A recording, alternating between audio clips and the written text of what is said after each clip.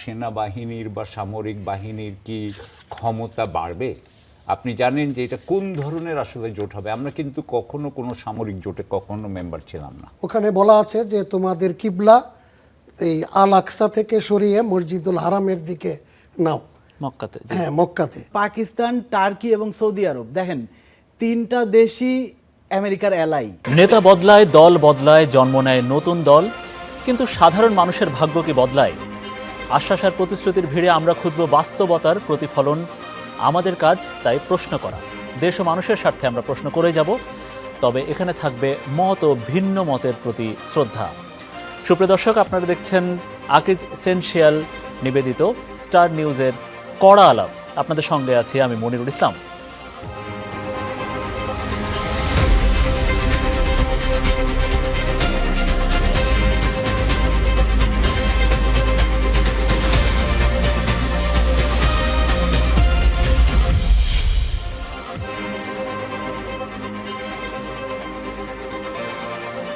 দর্শক, আমাদের এই কড়া আলাপে আজকের বিষয় মক্কা চুক্তি ও বাংলাদেশ, এবং আমাদের বাংলাদেশের সেখানে যোগ দেওয়া উচিত হবে কি হবে না সেটা নিয়ে আমরা আলাপ করব। আমাদের সাথে তিন বিশেষ অতিথি আছেন। আমাদের সাথে আছেন সাবেক কূটনীতিক জনাব সাকিব আলী, আপনাকে স্বাগত জানাচ্ছি। আছেন অবসরপ্রাপ্ত লেফটেন্যান্ট জেনারেল মোহাম্মদ কামরুজ্জামান, তিনি নিরাপত্তা বিশ্লেষক এবং বাংলাদেশ ইউনিভার্সিটি অফ প্রফেশনালসের একজন শিক্ষক। স্যার, আপনাকে স্বাগত। এবং এছাড়া আছেন network for peoples action NPA এর সেন্ট্রাল কাউন্সিল সদস্য জনাব বাকিবিল্লাহ। আপনাদের তিনজনকে স্বাগত জানাচ্ছি কড়া আলাপে। সাকিব আলী, আপনাকে দিয়ে এই বিষয়টা নিয়ে একটু শুরু করি, যেহেতু এই আন্তর্জাতিক পরিসরেরই বিষয়। তো পাকিস্তান, সৌদি আরব এবং তুরস্কের মধ্যে এই যে প্রতিরক্ষা জোট যে হলো, মক্কা চুক্তি বলা হচ্ছে, প্রতিরক্ষা জোট বলা হচ্ছে, এবং এটাও বলা হচ্ছে এটা ইসলামী ন্যাটো, যেটা আমরা ইউরোপে দেখি সেটা ইসলামী একটা ন্যাটো বলা হচ্ছে। এখন এটা কি আপনি কি মনে করেন এখানে যাওয়া উচিত হবে কিনা বাংলাদেশের, এবং আপনার ওই পর্যবেক্ষণ যদি একটু বলেন। ধন্যবাদ।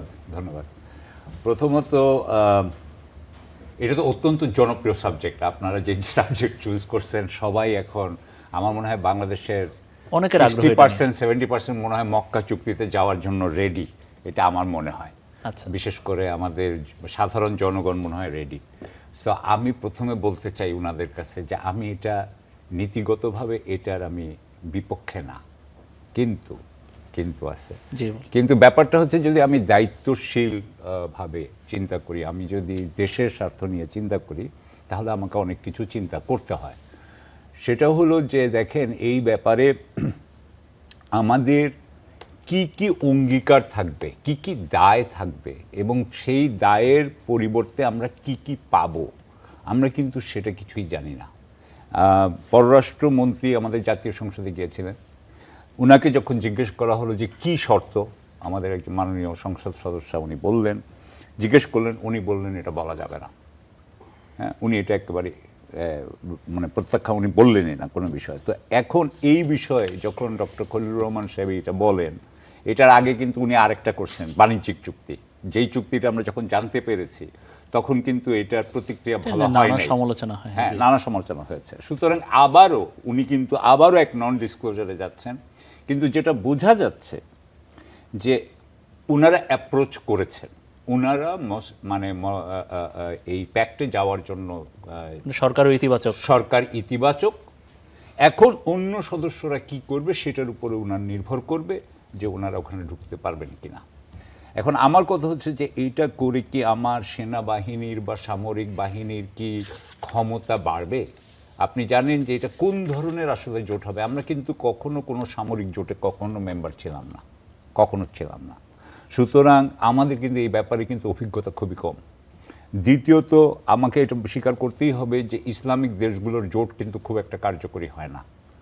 আপনি দেখবেন যে ওআইসি আমাদের একটা বড় উদাহরণ, এমনকি আরব লীগ যেটা 23টা দেশ নিয়ে আরব লীগ, অথবা আপনি এখন জিসিসিও ধরেন। সুতরাং কোনোটাই যে খুব একটা, এর আগে আপনি 50-এর দশকে সিয়েটো, স্যান্টো এগুলো ছিল, এগুলো যে খুব একটা কাজ করেছে তা না। সুতরাং আমি যেটা বলতে চাচ্ছি যে আমি অনেক রিজার্ভেশন হয়তো বললাম, কিন্তু তার মানে এই না যে আমি এটার এগেনস্টে। আমি মনে করি এটা আমাদের দেখা দরকার যে আমরা যেটা বললাম, আরেকটা জিনিস আমাদেরকে দেখতে হবে যে আমরা কিন্তু কোনো ঝুঁকি আমাদের বাড়াচ্ছি কিনা। আমি ঝুঁকি বাড়াতে পারবো না আমি সেটা বলছি না। যদি আমরা ঝুঁকি আমাদের বাড়ে, ধরেন কথার কথা বলছি যে এইটা করাতে যদি ধরেন ভারত আমাদের উপরে কোনো নিরাপত্তার সংকট তৈরি করে, কথার কথা পার্বত্য চট্টগ্রামে ওনাদের আছে, ওনারা ইচ্ছা করলে করতে পারেন, এখানে একটা অস্থিরতা তৈরি করতে পারেন, জি, তাহলে কি আমার কাউন্টার মেজার আছে কি না এটাও কিন্তু আমাদেরকে চিন্তা করতে হবে। দ্বিতীয়ত আরও একটা জিনিস আমি আপনাকে বলতে চাই, সেটা হচ্ছে যে বাংলাদেশ সরকারের কিন্তু টাকা পয়সার অবস্থা একেবারেই ভালো না। সুতরাং এখন ওইটা করতে যেয়ে যদি ওনাদেরকে অনেক টাকা পয়সা খরচ করতে হয়, সামরিক অস্ত্র কিনতে হয় বা করতে হয়, নিজেদের স্ট্যান্ডার্ড বাড়াইতে হয়, তাহলে এটা কি বাংলাদেশ করতে পারবে? আমার মনে হয় না। আপনি দেখেছেন কিনা জানি না, ওই যে J-10C যে কেনার জন্য ওইটাতে মাত্র বোধহয় 26,000 কোটি টাকার বিল, ওইটা দিতে ওনারা 8 বছর লাগাবেন। মানে ওনারা চীন থেকে যেটা কেনার পরিকল্পনা। হ্যাঁ, জি। সো আমাদের এত টাকাও নাই। তবে এখন আমি একটা জিনিস বলবো যে আমাদের এই দেশের, আপনি এটাও জানেন যে বাংলাদেশ কিন্তু এর আগে হুথিদের এগেনস্টের কিন্তু কোয়ালিশনেও ছিল। এখনও কিন্তু হুথিদের সাথে সৌদি আরবের ঝামেলা আছে। হ্যাঁ, এখনও কিন্তু হচ্ছে, এটা কিন্তু এক এক সময় ফ্লেয়ার করে। আমরা কি এটার মধ্যে ঢুকে পড়ছি কিনা? আমরা কি ইসরায়েলের এগেনস্টে দাঁড়াচ্ছি নাকি ইরানের এগেনস্টে দাঁড়াচ্ছি? আসলে এখানে অনেক কিছু আমরা জানি না। ধরেন আরও একটা জিনিস অনেকে বলছে এটা, যে এইটা আসলে কার আইডিয়া। আপনি এটা প্রেক্ষাপটটা দেখেন। প্রেক্ষাপটটা কি? সৌদি আরবিয়া আমেরিকার থেকে প্রোটেকশন চাইছিল, সৌদি আরবকে আমেরিকা প্রোটেকশন দিতে পারে না, এবং আমেরিকা এখন বোধহয় ঘাঁটিও আর রাখতে পারবে না, চলে যেতে হবে। তাহলে এর পরিবর্তে সৌদি আরবে কী করবে? সৌদি আরবের 2টা দেশকে নিয়ে আসছে, 2টা দেশ তাকে এখন প্রোটেক্ট করবে। তা 2টা দেশ প্রোটেক্ট করবে আমি বুঝলাম, এবং তাদেরকে তারা টাকা পাবে।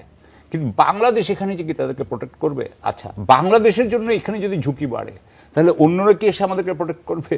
আমি তো এটা এখনো জানি না। সো এইগুলো আমি যদি না জানি যে আমাকে প্রোটেক্ট করবে কি না, এবং প্রোটেক্ট করলে কীভাবে করবে, আমরা তো জানি না। সো এই সমস্ত কারণ আমার মনে হয় যদি আমরা জানতে পারি, তাহলে আমরা একটা বুঝে শুনে একটা ভালো কিছু পয়েন্ট বলেছেন। এখানে আসলে আপনি সবশেষ যেটা উল্লেখ করতে চেয়েছেন, হয়তো সামরিক পর্যায়ের থেকেও ভালো বিশ্লেষণ দরকার।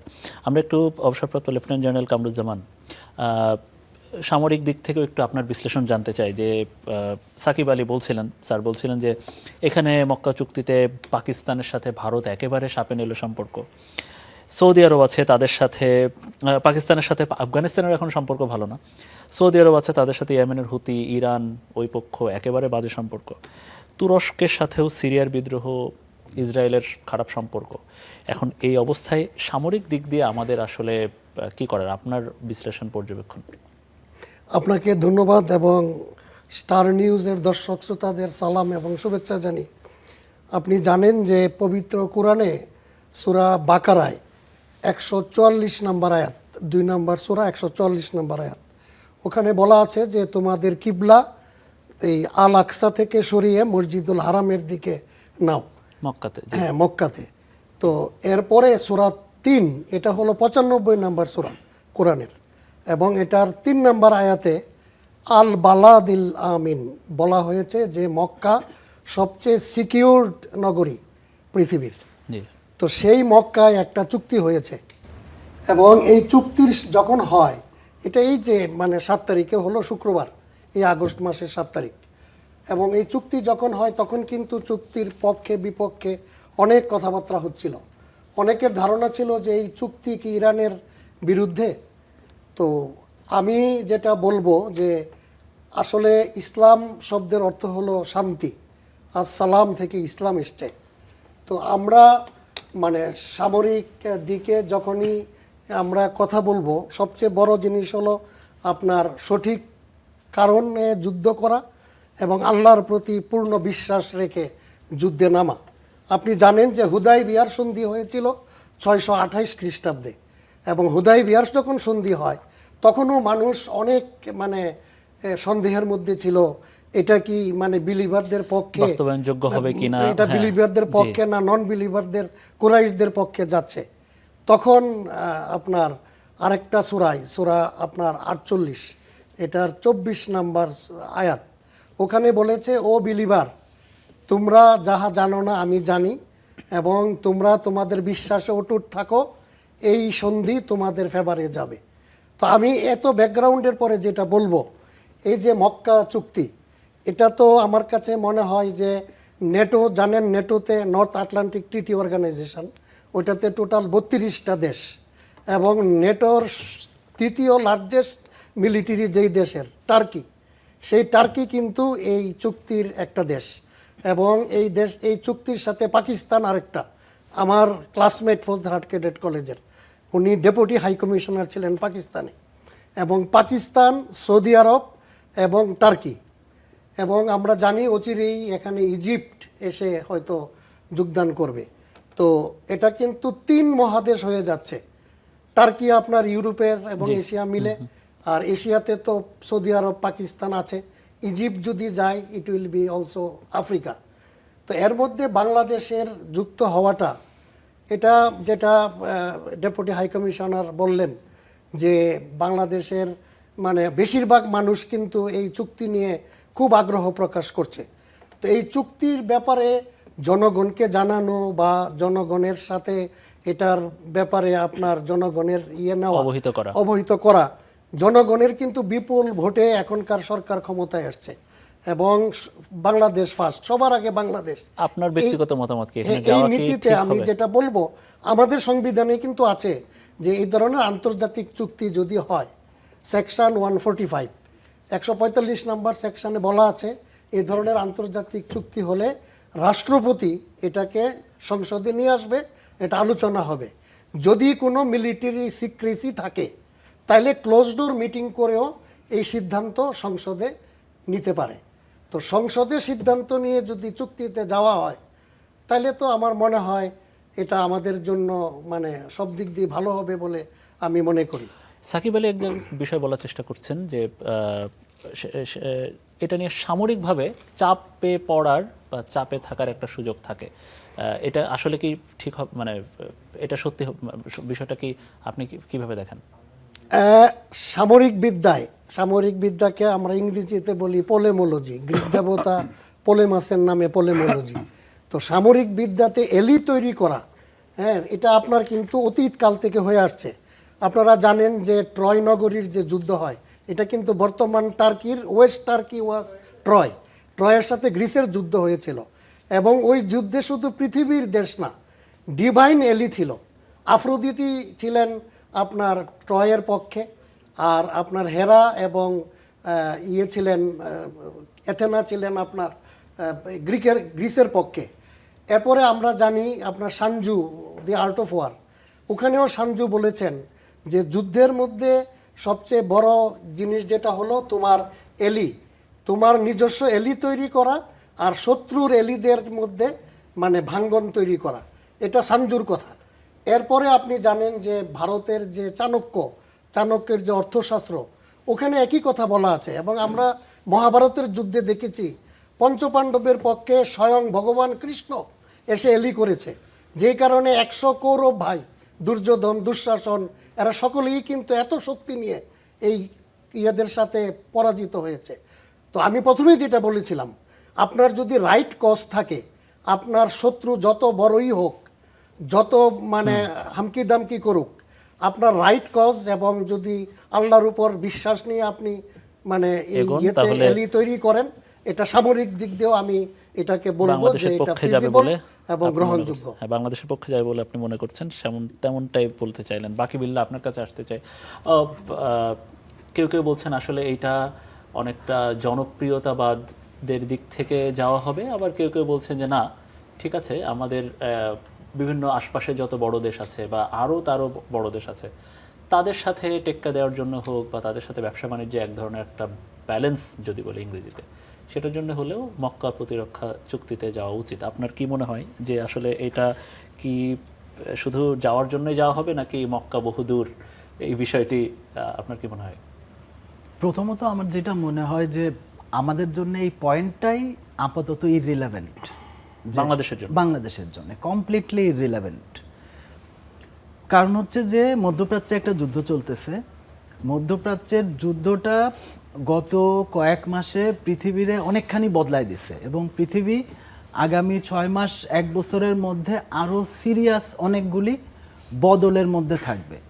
ফলে রিলেভেন্ট হচ্ছে যে কাতার এই জোটে যাবে কিনা, ইসরায়েলের ঘেটু যারা আছে মিডল ইস্টে, বাহরাইন এবং ইউএই তারা যাবে কিনা, এটার পোলারাইজেশন কি দাঁড়াবে, ইন্দোনেশিয়া মালয়েশিয়া যাবে কিনা তার পরবর্তী প্রশ্ন। আমি বলতেছি যে এটা একটা জিওগ্রাফিক্যাল লোকেশন এবং এখনকার গ্লোবাল যেই ট্রান্সফরমেশনের মুডটা, এই দুইটা জায়গা থেকেই আমাদের জন্য এটাই রিলেভেন্ট।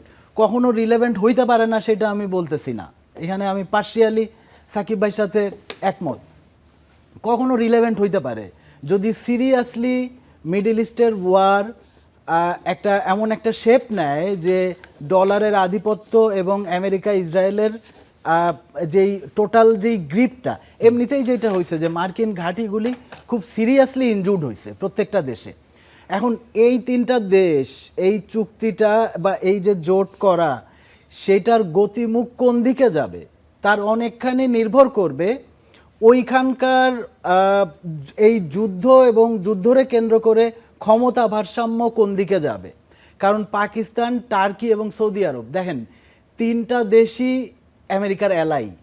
আবার একই সাথে এর আগের উপসাগরীয় যুদ্ধে সৌদি আরব আমেরিকার হয়ে যেরকম রোল প্লে করছে, এইবার সে বুঝতে পারছে যে এখানে পাওয়ার ব্যালেন্সে এমন একটা কমপ্লেক্স তৈরি হইতেছে যে হুট করে আমেরিকার নাচুনে যদি সে এর মধ্যে ঢুকে যায়, আগে থেকেই বুঝতে পারছে। এই কারণে কিন্তু অল আউট নামে নাই, কারণ বুঝতে পারছে যে এখানে মানে ইরান একদম ফেলনা শক্তি না।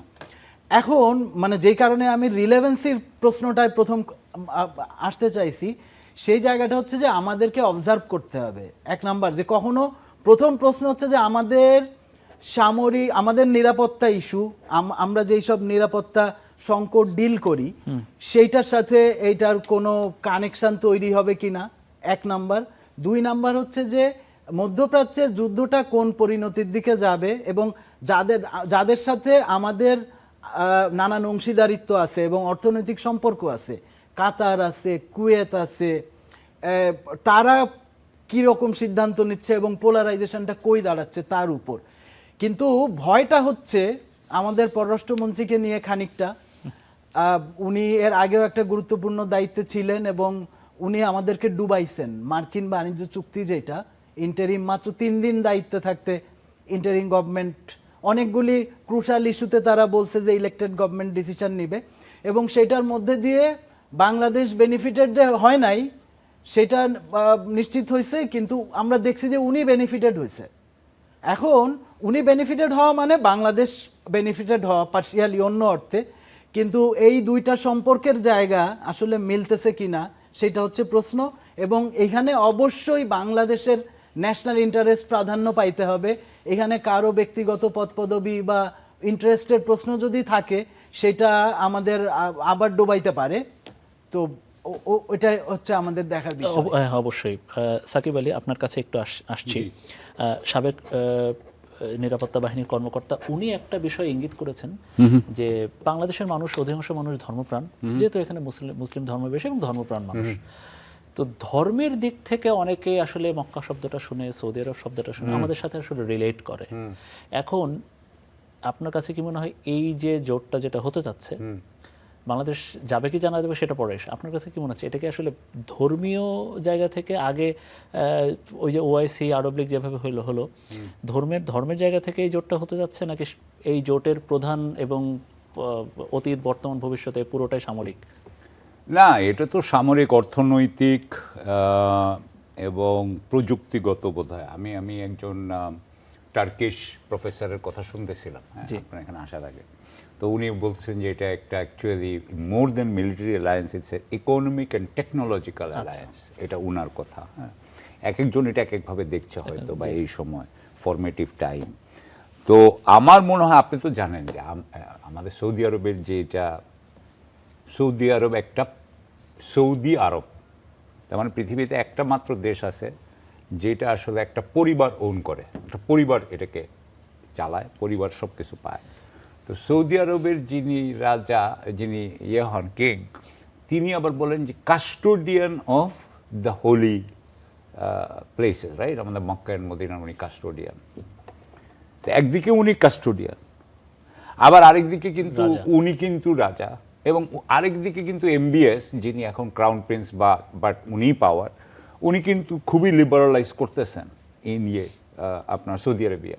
সো উনি কিন্তু সৌদি আরবিয়াকে ধার্মিক যে দিক আগে ওহাবি ছিল সেখান থেকে নিয়ে আসছেন। হ্যাঁ, আমি সেটাকে সমালোচনা করছি, but that is what he is doing.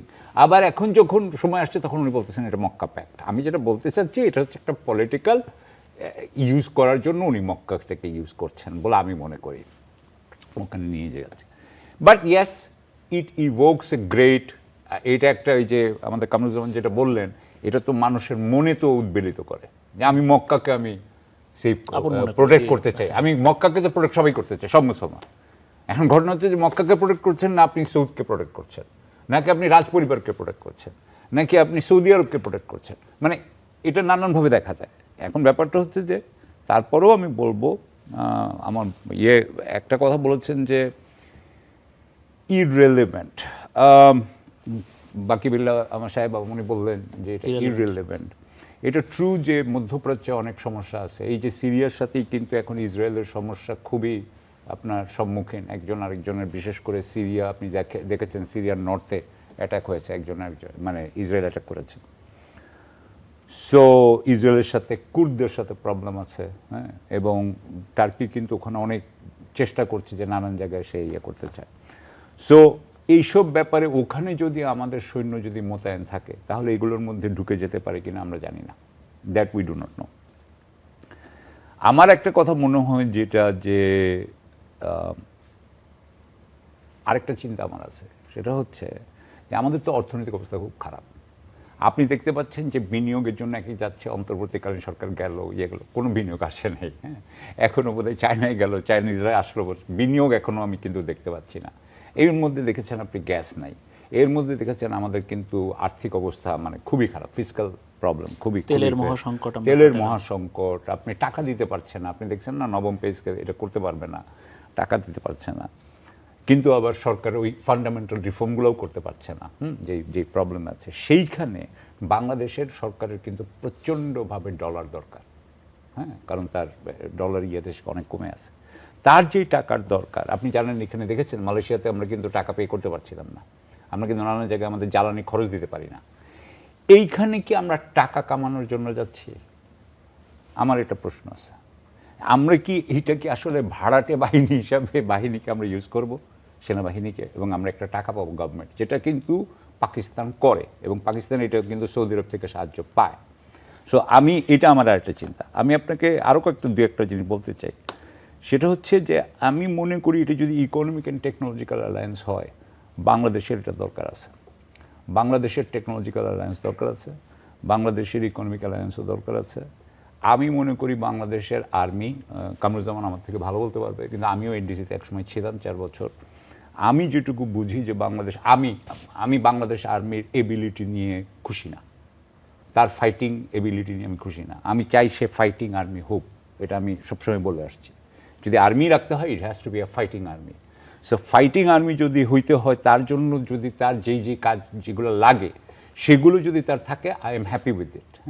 হ্যাঁ, এটার জন্য যদি একটা বিরাট টাকা খরচ হইতে হয়, আমরা তো সেই অবস্থায়ও নাই, এটা করা যাবে না। সো আরেকটা জিনিস আমি বলতে চাই, দুইটা কথা ছোট ছোট করে একটু বলি। একটা হচ্ছে যে গত 15 বছরে ভারত আমাদের এখানে কমপ্লিট একটা হেজিমনি এক্সারসাইজ তৈরি করেছে। সেইটার পরিবর্তে আমরা যদি এখানে একটা ব্যালেন্স অফ পাওয়ার আমাদের এখানে থাকে, আমি মনে করি না এটা খারাপ। কিন্তু আমরা কারো প্রক্সি হইতে চাই না, আমরা কারো প্রক্সি হব না। আমরা প্রক্সি হয়ে আমরা আরেকটা আমাদের প্রতিবেশী রাষ্ট্রের সাথে মানে বিবাদে জড়াতে চাই না। কিন্তু আমাদের স্বার্থে যদি আমাদের পক্ষে কোনো অন্যান্য শক্তি যদি থাকে, তাহলে আমরা মনে করি it is good for us. Final কথা বলে আমি শেষ করছি এখানে। আমার এখানে আরও একটা আছে যে আমাদের এখানকার ডিসিশন মেকিং প্রসেসটা কি। আমাদের এখানে কিন্তু কোনো প্রসেস নেই ভাই। আমাদের প্রসেস হচ্ছে কি, খলিলুর রহমান সাহেব মাথায় যেটা আসে, হয়তো হুমায়ুন কবির সাহেবের সাথে আলোচনা করে তারেক রহমান সাহেবের সাথে কথা বলে শেষ। So we do not do cost benefit analysis. আমি জানি না এরকমভাবে করা হয় কিনা, এটাকে খুবই এখনও সেই শেখ হাসিনার সময় যেরকম 2-3-4 জন করতো এখনও সেরকমই করা হয়। ফলে আমরা আসলে কস্ট বেনিফিট অ্যানালিসিস করতে পারি না দেখে আমরা একটা ঝামেলায় পড়ি, এখন যেরকম পড়ে আছি বাণিজ্য চুক্তি নিয়ে। আমারও আসলে একই ধরনের প্রশ্ন জেনারেল কামরুজ্জামান আপনার কাছে। যেমন মিয়ানমারের সাথে করিডোরের একটা বিষয়ে খুব আলোচনা হয়েছিল অন্তর্বর্তী সরকারের সময়, খুব পজিটিভ। এখন যেমন মক্কা নিয়ে সংসদে পজিটিভ, সরকারের অনেকে পজিটিভ কথা বলছেন। তখন যখন সরকারের পক্ষ থেকে পজিটিভ বিষয়টা আসে, সেনাপ্রধান একটা অনুষ্ঠানে মিডিয়ার সামনেই তখন এই বিষয়টা নিয়ে তিনি বলেছিলেন যে এইটা খুব একটা দরকার নেই, বা এরকম একটা আভাস আমরা পেয়েছিলাম। তার মানে এই যে চুক্তিগুলো যখন হয় তখন কি আপনার চাকরি জীবনের অভিজ্ঞতাও কি বলে এইটা আসলে সামরিক দিক থেকে যে কোনো জিনিস সরকারের কাছে সামরিক দিক থেকে কোনো চাওয়া হয় কিনা, আপনার অভিজ্ঞতা কি বলে, ওপিনিয়ন বা সাজেশন?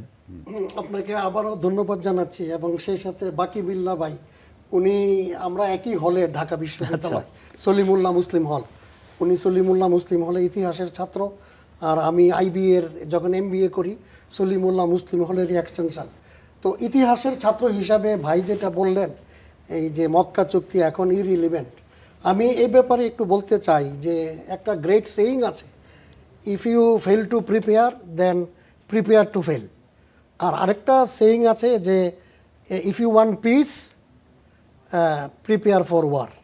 তো এখন প্রিপেয়ার ফর ওয়ার বলতে এই না যে আমি যুদ্ধ শুরু করে দিব, বাট যুদ্ধ তো আপনার উপরে কেউ চাপিয়ে দিবে, আপনি তো যুদ্ধে যাচ্ছেন না, বাট যখন আপনাকে কেউ যুদ্ধ চাপিয়ে দেয় তখন তো আপনি বসে থাকতে পারেন না। আপনার ইকোনমিক শর্টকামিং থাকবে, টাকা পয়সা এরকম থাকবে না, অস্ত্র গোলা বারুদ থাকবে না, হয়তো ওরকম পরিমাণ সেনাবাহিনী থাকবে না, বাট আমাদেরকে কিন্তু যুদ্ধ করতে হবে আত্মরক্ষার স্বার্থে। এবং আমি প্রথমেই বলেছি রাইট কজ যদি হয় এবং যদি পূর্ণ ঈমান থাকে, তাহলে বদরের যুদ্ধে যেরকম 300 সাহাবী হাজার হাজার আপনার ইয়েদের সাথে যুদ্ধের মানে জয়ী হয়, ওরকম আমরাও আশা করতে পারি অবশ্যই। তো আপনি যেটা বললেন যে এই ধরনের চুক্তিতে অবশ্যই এগুলো তো একটু প্রফেশনাল অবশ্যই হতে হবে। আমাদের বর্তমান পররাষ্ট্রমন্ত্রী আমি বলছি যে এটা কি আসলে নেওয়া হয় নাকি সরকার রাজনৈতিকভাবে এগুলো আসলে করে আসেন?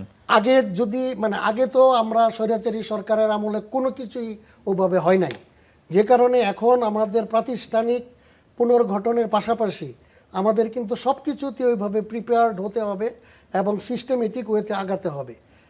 আমাদের বর্তমান পররাষ্ট্রমন্ত্রী উনি কিন্তু ইন্টারন্যাশনাল অর্গানাইজেশনে চাকরি করেছেন, এবং উনি যে সময় নিউ ইয়র্কে, তখন কিন্তু আমি নিউ ইয়র্কে জনাব কোফি আনান সেক্রেটারি জেনারেলের সাথে আমি 4 বছর পিস কিপিংয়ে ছিলাম, এবং আপনি জানেন যে ওইখানে একটা পার্মানেন্ট মিশন আছে আমাদের।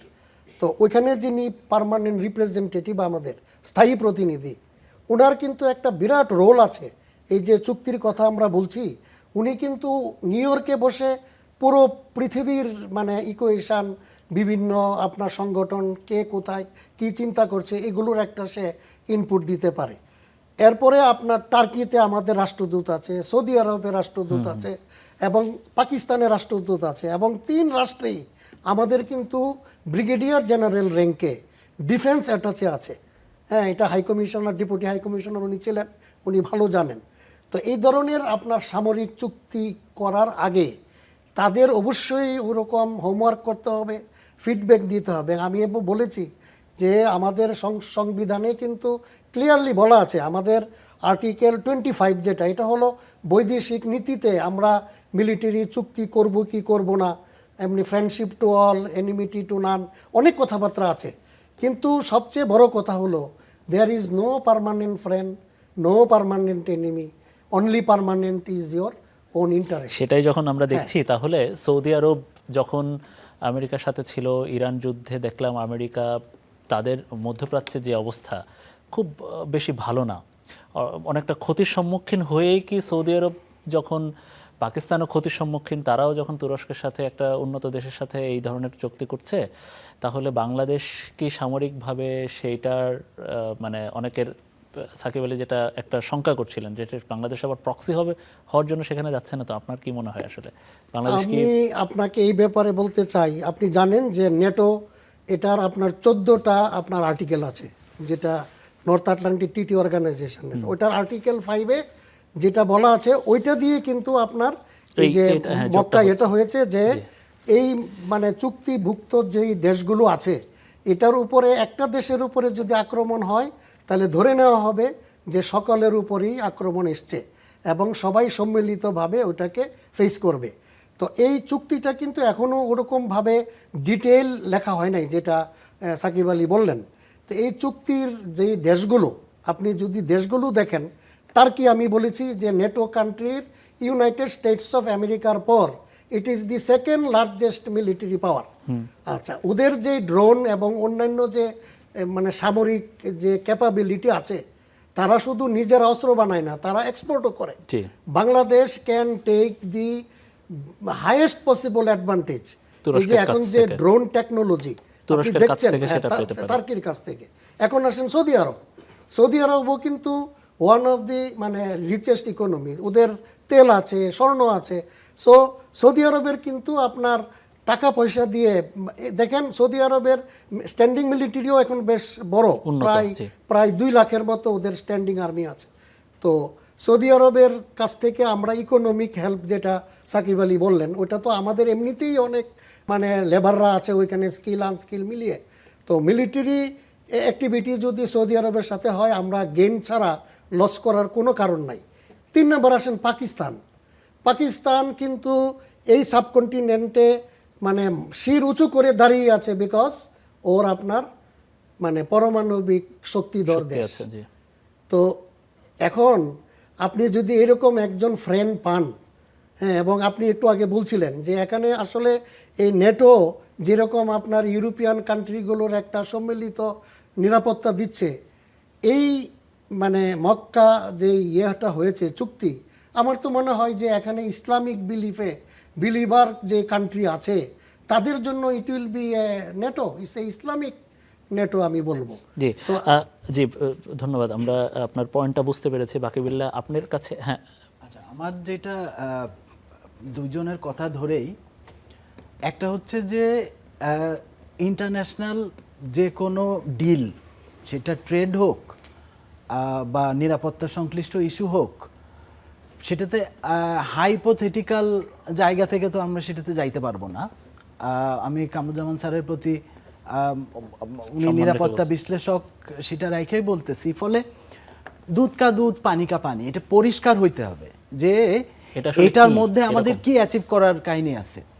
সাকিব ভাই একটা পয়েন্ট বলছেন যে আমরা কি গিয়া ভাড়া খাটবো, আমাদের সৈন্যরা ডলার আসে। আচ্ছা, সেটাও একটা পয়েন্ট যে আচ্ছা একটা নতুন ডলার আর্নের অপরচুনিটি তৈরি হইতেছে, কিন্তু আমি কিন্তু এখানে সেরকম কোনো ইমিডিয়েট অপরচুনিটি দেখতেছি না। যদি দেখি আমি, সৌদি আরব কেন আসলে দুমুখো সাপ, কেন আপনি খুব ক্রিটিক্যালি দেখা ছাড়া সৌদিদের সাথে কোনো ডিলে, এক হচ্ছে যে আমরা অনেক কিছুতে ডিপেন্ডেন্ট, আমাদের শ্রমের বাজার সেটা একটা আলাদা জিনিস, মানে একটা দুর্বল অবস্থায় থাকার কারণে অনেক কিছুতে আমরা তারে বদার করি, এটা একটা জিনিস। কিন্তু খেয়াল করেন এখানে ট্রাম্পের বোর্ড অফ পিস বলে একটা জিনিস আছে, পুরা গাজাটারে ডিস্ট্রয় করা হয়েছে প্ল্যান করে।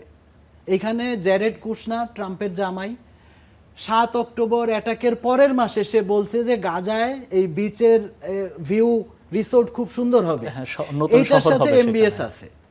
এখানে বিলিয়ন ডলার ট্রিলিয়ন ডলারের ওইখানে নতুন ইনভেস্টমেন্ট এবং নতুন বিজনেস, সেটার সাথে সৌদি আরব আছে, ট্রাম্পের বোর্ড অফ পিসের সাথে সৌদি আরব আছে, কাতারও আছে। খেলা কিন্তু ঘুরে গেছে, মানে ইরান কিন্তু খেলা ঘুরাই দিছে, যেটা কেউ ভাবে নাই। ইসরায়েলের শক্তিরে মানে অপরাজেয় ভাবা হইতেছিল। ইসরায়েল 6 দিনের যুদ্ধে জেতার অ্যাডভান্টেজ নিয়ে নিজের সম্পর্কে একটা বিরাট বুদবুদ এবং হাইপ ক্রিয়েট করে রাখছে, সেগুলি সব ফাটা বেলুনের মতো চুপসে গেছে। ইরানের সস্তা ড্রোন, আয়রন ড্রোম ব্রেক করে দিছে। কেন সৌদি আরব কি রোল প্লে করবে, কোন রোল প্লে করবে, সেটা তো আমরা এখনো জানি না। সৌদি আরব, কাতার বা উপসাগরীয় দেশগুলির এতকাল আমেরিকান সিকিউরিটি গ্যারান্টি লাগছে। শুনেন, সিকিউরিটি গ্যারান্টি এই জিনিসটা একটা আর্টিফিশিয়াল মেড আপ। অনেক সময় ইরানের সাথে একটা প্রপার রিলেশন থাকলেই তো এই দেশগুলির এই সিকিউরিটি গ্যারান্টি নিয়ে বছরের পর বছর আমেরিকা এবং ইসরায়েলরে এই লেভারেজ দেওয়া লাগতো না। সুতরাং জটিল, জায়গাটা কমপ্লেক্স, এবং এখানে বড় টেক কোম্পানিগুলি এবং সেটার বড় মানির হ্যান্ডেলার যারা কাতার, সৌদি আরব, তাদের সাথে আমেরিকান বিলিয়নিয়ারদের যে কানেকশন, এবং সেইটার ফলে যেভাবে গাজারে ডিস্ট্রয় করা হয়েছে এবং সারা দুনিয়া ধরে তারা যে প্ল্যান করতেছে, মানে ইরান যদি খেলাটা ঘুরায় দিতে না পারত, ইসরায়েলের পরিকল্পনা ছিল যে ইনক্লুডিং আমেরিকা, এটা প্রকাশ্যে বলে যে ইউরোপীয়দের ব্যাপারে আমরা শোধ নেব এবং আমেরিকারে আমরা আমাদের সাথে আসলো না, এবং আমি বলতেছি যে তাদের প্ল্যান ছিল যে বাকি দুনিয়ারে তারা গোয়িম বানায় ফেলবে, দাস। আচ্ছা, আমি ওই বিষয়ে ধরেন আমি না যাই, আমি মক্কা জোটের মধ্যেই থাকি, আমি বাংলাদেশের সাথে আমি একটু ধরি। দেখেন, অনেকেই বলছেন যে আপনারা একটা চুক্তিতে গেলে যদি এই জোটে যান তাহলে তারা সামরিকভাবে, বেসামরিকভাবে, অর্থনৈতিক দিক দিয়ে, অন্য সব দিক দিয়ে, রাজনৈতিক দিক দিয়ে তারা আমাদের, রাজনৈতিক না অর্থনৈতিক এবং অন্যান্য দিক দিয়ে তারা আমাদের পাশে দাঁড়াবে। কিন্তু আসলে আমাদের অভিজ্ঞতা কি বলে? ওআইসি, আরব লীগ এরা হয়তো সামরিক জোট নয়, কিন্তু আমরা তো দেখি কোনো মুসলিম দেশের জোট সেগুলো, মুসলিম দেশের সংগঠন সেগুলো, কোনো মুসলিম দেশ আক্রান্ত হলে তো ওআইসি, আরব লীগ একটা প্রেস রিলিজও দেয় না, মানে সহায়তা তো দূরে থাকতো। এই অভিজ্ঞতার ইয়েতে তারা আসলে এই চুক্তি, হয়তো কাগজে কলমে চুক্তি, আক্রান্ত হলে আমরা মুসলিম দেশ বা আমরা পাশে দাঁড়াবো, অভিজ্ঞতার নিরিখে এই চুক্তি কি আসলে বাস্তবায়নযোগ্য? আমি বলতেছিলাম যে ধরেন পরিষ্কার হইতে হবে যে একটা মানে মার্কিন বাণিজ্য চুক্তির মতো না, আমি কি পাবো, আমি কি পাইতে পারি, সেটার পলিটিক্যাল অ্যানালাইসিস, এবং সেটা অবশ্যই আমার সামরিক যে এক্সপার্ট তাদের ওপিনিয়ন এবং পলিটিক্যাল ওপিনিয়ন, এই দুইটার আলোকে এটা ডিসাইডেড হইতে হবে। সস্তা আবেগে ভাষার কোনো সুযোগ নাই। সৌদি আরব, খেয়াল করেন যে হযরত মুহাম্মদ সাল্লাল্লাহু আলাইহি সাল্লামের আরব, সেটা আল সৌদের আরব হয়ে গেছে, ফলে মক্কা বেদখল। আমরা যদি কোরআনের রেফারেন্স দিয়ে এই আলাপে আসি যে আমার কেবলা মক্কা, ওইভাবে দেখার কোনো সুযোগ নাই।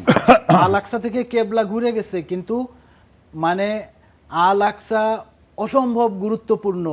এবং আমি এই চুক্তিতে গেলে ইরান এবং তার যেই ফোর্স, তাদের সাথে আমার সম্পর্ক কি দাঁড়াবে, চায়না ব্যাপারটারে কিভাবে দেখতেছে, অনেক কিছুই ইয়েট টু আন্ডারস্ট্যান্ড। মানে এই জায়গাতে যে কারণে আমি বলছি যে রিলেভেন্সি এখনো ক্রিয়েট হয় না।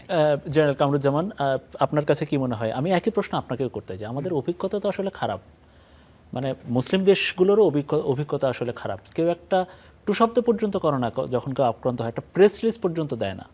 তো সেইখানে সামরিকভাবে কেউ পাশে দাঁড়াবে, এটা আসলে কতটুকু যুক্তিযুক্ত আপনার মনে হয়? মানে কাগজে কলমে থাকলে কি পাশে দাঁড়ানো হবে? মানুষ আসলে ভুল করে তারপরে ভুল থেকে কিন্তু শিখে। তো কে শিক্ষা নিল? সৌদি আরব এরকম শিক্ষা আমাদের সকলকে নিতে হবে। আমরা কিন্তু প্রাথমিকভাবে যখন নাকি চুক্তিটা হচ্ছিল, আমরা ভাবছিলাম যে এই চুক্তি বুঝি ইসরায়েলের ফেভারে, ইউনাইটেড স্টেটস করাচ্ছে এবং এটা ইরানের বিপক্ষে যাচ্ছে।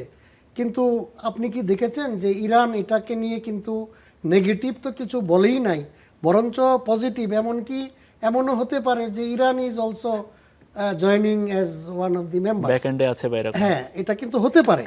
এবং দেখেন যে পাকিস্তানের সাথে কিন্তু ইরানের বর্ডার, আবার ইরানের সাথে আপনার টার্কির বর্ডার, এরা কিন্তু একবারে বর্ডারিং কান্ট্রি।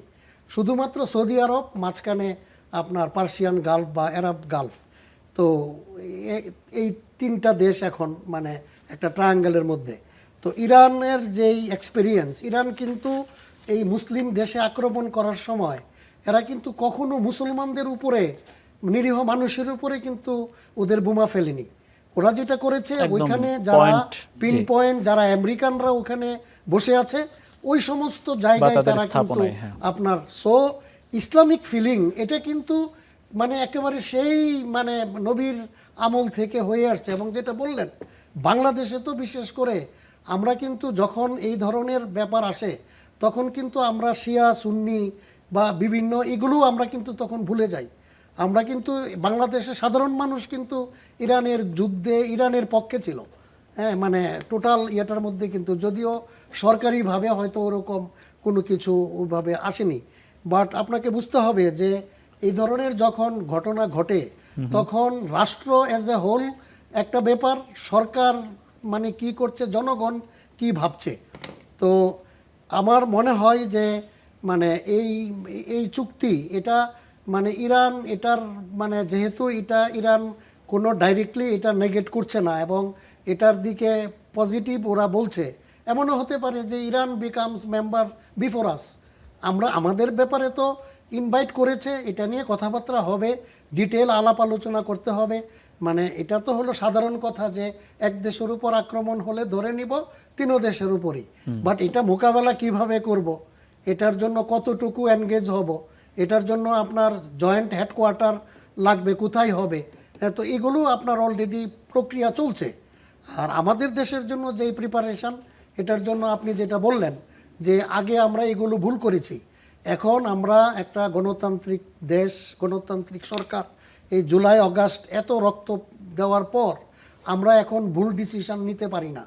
আমরা যাই করব সকলে মিলে এই সামরিক বেসামরিক প্রত্যেকটা কর্তৃপক্ষের সাথে আলাপ করে এই ডিসিশনে যাওয়ার কথা সরকারি বলছেন। দল, জি, বিরোধী দল সবাই মিলে, সরকারি বিরোধী হলো আপনার সরকার পরিচালনার ব্যাপারে, বাট যখন চুক্তি করবেন একটা বাইরের দেশের সাথে, দ্যাট টু সামরিক চুক্তি, তখন কিন্তু সকলে মিলে মানে সকল দল মত নির্বিশেষে আপনাকে এটার সাথে একমত হয়ে আগাতে হবে। সাকিব আলী, আমরা দেখলাম যে এই জোট নিয়ে যখন আন্তর্জাতিক পরিসরে চলছে, ঠিক তখনই সৌদি আরব নিযুক্ত বাংলাদেশে যিনি রাষ্ট্রদূত আছেন, তিনি আমাদের প্রধানমন্ত্রীর সাথে দেখা করেছেন। তিনি সৌদি আরবে যাওয়ার জন্য তাকে আনুষ্ঠানিক দাওয়াত দিয়েছেন এবং মোটামুটি পজিটিভ একটা, এবং ধারণা করা হচ্ছে যে সামনে হয়তো প্রধানমন্ত্রী সৌদি আরবে যেতে পারেন। তো এতে করে আপনার কাছে একটা মনে হচ্ছে যে না, শিগগিরই একটা ভালো কিছু হতে পারে, এটা নিয়ে সরকারেরও ভালো আগ্রহ আছে? না, আমি তো চাই ভালো হোক এবং আমি চাই সরকার সফল হোক, বাংলাদেশ ভালো হোক, সবকিছু ভালো দিকে যাক। এখন কথা হচ্ছে এখন তো সবাই উনাকে সফরের দাওয়াত আমন্ত্রণ দিচ্ছে, দিল্লির থেকে দিল, এখন রিয়াদ থেকে দিচ্ছে।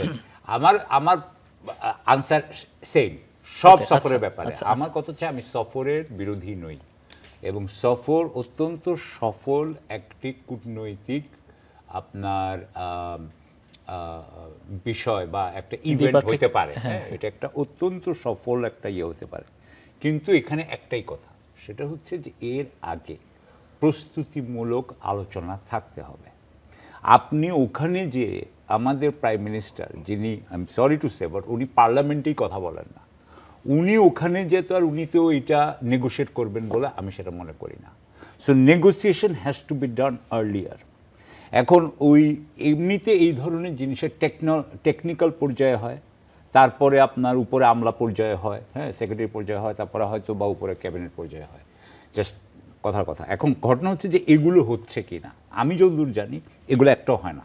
এটা অন্তর্বর্তীকালীন সরকারের সময় হয় নাই এবং এখনও হচ্ছে বলে আমি মনে করি না। আপনি দেখেন, এই যে আমরা বাণিজ্য চুক্তির কথা বলতেছি, যেহেতু বাকিবুল্লাহ আমাদের ভাই উনি যেহেতু বললেন কথা, ওই যে বোর্ড অফ পিস, সাথে সাথে আমার মনে আসলো বোর্ড অফ পিস তো বাংলাদেশ সাইন করছিল, খলিলুর রহমান সাহেব সাইন করছিলেন, এবং এখানের একটা শর্ত ছিল যে আমরা ওখানে স্টেবিলাইজেশন ফোর্সে নামবো, আমরা ওটার পার্টি হব। তা আমি তখন এটা করলাম যে উনি কি তার মানে হামাসের সাথে বাংলাদেশের সেনাবাহিনী যুদ্ধ করে দিতে যাচ্ছে নাকি। তখন দেখা গেল যে এরপরে আমি দেখলাম যে ডেইলি স্টারে না কোথায় জানি বলছে যে না, ওরা যদি ডিজার্ভ না হয় তাহলে আমরা যাব না। এই কথাটাও কিন্তু আমরা জানতাম না পুরোপুরি। সো ওনারা অনেক কিছু করেন যেটা আমরা জানতে পারি না, এবং যেটা কামরুজ্জামান বলছেন, যেটা বাকিবিল্লাহ বলছেন, আমাদের প্রত্যেকেই বলছেন যে প্রক্রিয়াটা নিয়ে কূটনীতির প্রটোকল আসলে কি বলে, কূটনীতির প্রটোকল আসলে কি বলে, এটা কি সংসদে অবশ্যই সংসদে যাওয়া উচিত, সংসদের পুরোটা একেবারে ডিব্রিফ হওয়া উচিত? এটা তো একটা গোপন বিষয়। আপনি এটাকে একটা প্রতিরক্ষা বিষয়ক কমিটি করতে পারেন, আপনার তো থাকা উচিতই প্রতিরক্ষা। আপনি দরকার হলে আরেকটা স্পেশাল কমিটি করেন, কারণ এটাতে স্পেশাল কমিটিতে আপনার বিরোধী দলের উপনেতা বা এরকম হাই লেভেল থাকতে হবে। এবং আমি আপনাকে একটা উদাহরণ দিতে পারি যে ইউএস কংগ্রেস এটা হয়, ইউএস কংগ্রেসের 4 জন মেম্বার থাকে, দুই পার্টি থেকে, আর সেনেটর থেকে 2 জন, 8 জন মেম্বার। এই 8 জন মেম্বার নিয়ে কিন্তু তাদের আসল আর্ম ফোর্সেস কমিটি হয়, যেটা ইন্টেলিজেন্স কমিটি। তারা কিন্তু সব সিআইএর কিছু জানে, অন্যরা এটা জানতে পারে না। সো আমি যেটা বলতে চাই যে এটাও এইভাবে করা যেত। আর ওনারা একটা সাধারণ রূপরেখা কি বাইরে দিতে পারে না? আপনি চিন্তা করে দেখেন। আমি আপনাকে একটা বলি, এই যে এখানে বলা হচ্ছে, রিপোর্ট করা হয়েছে যে এখানে ন্যাটো আর্টিকেল 5 মতো ঘটনা ঘটবে। সেটা হচ্ছে যে আমরা যদি একজন আক্রান্ত হয় তাহলে অন্যরাও আক্রান্ত হয়েছে বলে ধরে নিতে হবে। আচ্ছা, এখন ধরেন একটা হাইপোথেটিক্যাল কেস, অপারেশন সিন্দুর, কিছু একটা ঘটনা ঘটলো কাশ্মীরে, ইন্ডিয়ার সাথে ওখানে তার সাথে সাথে আমি গিয়ে মনে করবো যে আমি এখন আক্রান্ত হচ্ছে, এখন আমি আক্রান্ত হয়ে আমি এখন এটার মধ্যে ঢুকবো, এটি তো খুলির সাহেব বলতে চাচ্ছেন। এটা কিন্তু হতে পারে কিনা বলেন, এটা হওয়ার সম্ভাবনা তো আছে নাকি? আপনি জানেন যে কারগিল হয়, ইউক্রেনের অভিজ্ঞতা আমাদের অবশ্যই খুব গুরুত্বের সাথে দেখা উচিত। মানে ইউক্রেনের যুদ্ধ আমি অন্যায্য বলতেছি না, মানে ইউক্রেনিয়ানদের যে স্ট্রাগল, রাশিয়ার আগ্রাসন আছে, কিন্তু এই যুদ্ধটা অ্যাভয়েড করতে পারা ছিল ইউক্রেনিয়ানদের জন্য মঙ্গলজনক। সেটাতে গ্লোবাল এস্টাবলিশমেন্ট, পুরা ইউরোপ, আমেরিকা তাদের ব্যাকিং দিছে। মানে ইউক্রেন একটা খ্রিস্টিয়ান কান্ট্রি এবং এন্টায়ার পশ্চিমা খ্রিস্টিয়ান ওয়ার্ল্ড তারে ব্যাকিং দিছে, কিন্তু সে কিন্তু তার বিপর্যয় এড়াইতে পারে নাই। রাশিয়াও তার বিপর্যয় এড়াইতে পারে নাই, এই যুদ্ধ তার জন্যও বিপর্যয় আনছে। এই কারণে সাকিব ভাইয়ের পয়েন্টটা খুব ইম্পর্ট্যান্ট। একটা হচ্ছে যে অবশ্যই ভারত প্রসঙ্গে, যেটা আমি কামরুজ্জামান স্যারের সাথে একমত, আমাদের সিকিউরিটি এনশিওর করার প্রস্তুতি অবশ্যই আমার থাকতে হবে, কিন্তু আমি তো শুধু শুধু বেহুদা খোঁচাখুচি করতে যাব না, বা এমন কোনো স্ট্র্যাটেজিক লাইনে যাব না যে কথার কথা যে ভারতের সাথে আমার ডিপ্লোম্যাটিক সম্পর্ক অসম্ভব খারাপ হয়েছে 5 আগস্টের পরে। তার মানে এটা না যে আচ্ছা ভারত কোনো মিলিটারি অ্যাকশন নিয়ে নিছে আমার এগেনস্টে, মানে কথার কথা যে নেয় নাই, এবং সেটা নিলে আমাদের প্রতিরোধের ক্যাপাসিটি নাই আমি সেটা বলতেছি না। আমি ওই কারণে সাকিব ভাই পয়েন্টারে গুরুত্ব দিচ্ছি যে অবশ্যই এটারে বিবেচনায় নেওয়ার দরকার, কারণ আমি আমার মতো আমার একটা সিকিউরিটি এবং স্ট্র্যাটেজিক মানে স্ট্যাবিলিটি আমার আছে। আমার অবশ্যই প্ল্যান থাকতে হবে যে মায়ানমার বর্ডার এবং ভারত প্রসঙ্গে আমার মিলিটারি স্ট্র্যাটেজি কি হবে সেটাতে আমার প্রস্তুত থাকতে হবে, যেটা আমরা শেখ হাসিনার সময় টের পাইছি যে আমাদের কোনো মিলিটারি স্ট্র্যাটেজি নাই, কাজ করতেছে না, যেটার ফলাফল হিসেবে ইন্টারিমের সময় আমরা হঠাৎ করে আলগা পটকা একটা করিডোরের আলাপ শুনছি, আগে পিছনে কোনো স্ট্র্যাটেজিক কানেকশন নাই, যে কারণে হাওয়ার মিঠার মতো আসছে আবার হাওয়াই মিঠার মতো মিলায় গেছে। ফলে সামরিক সক্ষমতার বিষয়ে যেহেতু আসছিল, আমরাও জেনারেল কামরুজ্জামান আপনার কাছে একটু আসি যে আসলেও তাই, যে ধরেন আমরা মিয়ানমারের সাথেও কি চোখে চোখ রেখে কথা বলতে পারি কিনা, বা বিশ্বের অন্যান্য দেশের সাথেও যদি আমরা তুলনামূলক আলোচনা করি, এখন সেই বিষয়ে আমাদের সক্ষমতা দিকে মনোযোগী হওয়া উচিত, আমাদের সংকটগুলোর এই ইয়েতে মনোযোগী হওয়া উচিত সমাধানে, নাকি আসলে এইরকম বিভিন্ন জোটে গিয়ে তাদের যুদ্ধ লাগবে সেটাতে আমরা মানসিকভাবে বা শারীরিকভাবে ইনভলভ হয়ে? না, আমি আপনার সাথে এটা সাপ্লিমেন্ট করতে চাই একটা কথা। এই যে ইরান যুদ্ধ হইল, হ্যাঁ, যে ইরান যুদ্ধ হইল, ইরান যুদ্ধে আমরা কি কি শিখছি? আমাদের ড্রোন থাকতে হবে, আমাদের ইন্ডিজিনাস মিসাইল মেকিং এবিলিটি থাকতে হবে, ম্যানুফ্যাকচারিং এবিলিটি থাকতে হবে। তৃতীয় হচ্ছে কংক্রিট ইঞ্জিনিয়ারিং শিখতে হবে, এমন কংক্রিট ইঞ্জিনিয়ারিং যেটা বোমা মেরেও কিছু করা যায় না। এটা হচ্ছে 3টা জিনিস। দেখেন আমাদের এখানে মিরেশ্বরীতে কিন্তু সমরস্ত কারখানা করা হয়েছে। কামরুজ্জামান আমাকে বলুক, আমি যেটুকু বুঝি, আমি তো মিলিটারি ম্যান না, হ্যাঁ, আমি ক্যাটকোজে ছিলাম, সেটা অন্য কথা বাটিয়ে। এইটা কিন্তু ফেনী বাইপাসের একদম পাশে, তাই না কামরুজ্জামান? একদম পাশে না? এইটা কিন্তু ইন্ডিয়ার সাথে, ইন্ডিয়া এটা প্রথমেই এসে ঠাস করে নিয়ে যেতে পারবে, এমন জায়গায় এই সমস্ত কারখানাটা করছে। আপনি এখন বলেন, আমি যদি বলি যে আপনার কি ধরনের সেন্স অফ জাজমেন্ট যে আপনি ওইখানে কেন করছেন সমরস্ত কারখানা, আমি যদি এটা বলি তো উনি কি বলবে, কি উত্তর দিবে? কামরুজ্জামান সাহেব বলুক যে এইটা কি ভালো ঠিক হয়েছে কিনা। আমরা আসলে যে প্রশ্ন করছিলাম যে সক্ষমতার দিকে মনোযোগ দাও। লেসন লার্নটের মধ্যে যেটা সবচেয়ে বড় লেসন, এটা সাকিব আলী মিস করে গেছে, এটা হলো যে আপনার টেকনোলজি বলেন, আপনার মিসাইল বলেন, যত কিছুই থাকুক, আপনার ভিতরে যদি মির্জাফর থাকে, রায়দুল্লভ রাজবল্লভ থাকে, তাইলে কোনো কিছুই সম্ভব না। আপনি দেখেছেন ইরানের মধ্যে যে আপনার পিন পয়েন্ট হিটিংগুলো হয়েছে, এই ইরানিয়ান আর্মির মধ্যে এরকম বেঈমান মানে ইসরায়েলি মোসাদ কিন্তু ছিল। হ্যাঁ, তো আমাদের সবচেয়ে বড় প্রয়োজন এখন আমাদের মধ্যে রিকনসিলিয়েশন। এই যে আপনার ফেসিস্ট গভর্নমেন্টের আমলে এই এতগুলো বছর ইনস্টিটিউশন একটার পর একটা ধ্বংস হয়ে গেছে। শিক্ষা সেক্টর ধ্বংস হয়েছে, সর্বশেষ মিলিটারি সেক্টর। এখন যারা যুদ্ধ করবে আমাদেরই তো অফিসাররা অনেকেই কিন্তু এখন দেশ থেকে বাইরে, যারা বড় বড় গুরু দায়িত্বে ছিল, অনেক ইম্পর্টেন্ট পজিশনে ছিল, এরা কিন্তু অ্যাডভার্সারি দেশে বসে আছে। তো আপনি এখন ড্রোন আর এগুলোর চিন্তার আগে আপনাকে আগে আপনার নিজের ঘর গোছাতে হবে। যদি আমরা ঘর গোছাতে পারি তাইলে আমাদের প্রাথমিক কাজটা শেষ হবে। তো এর জন্য আমি মনে করি উনি নিজেও আপনার ন্যাশনাল ডিফেন্স কলেজে একজন ছিলেন। ডাইরেক্টিং স্টাফ ছিলেন। আমাদের ন্যাশনাল ডিফেন্স কলেজ আছে, বাংলাদেশ ইউনিভার্সিটি অফ প্রফেশনালস আছে। জি। আমাদের কিন্তু এখন নলেজ সোলজার বলে।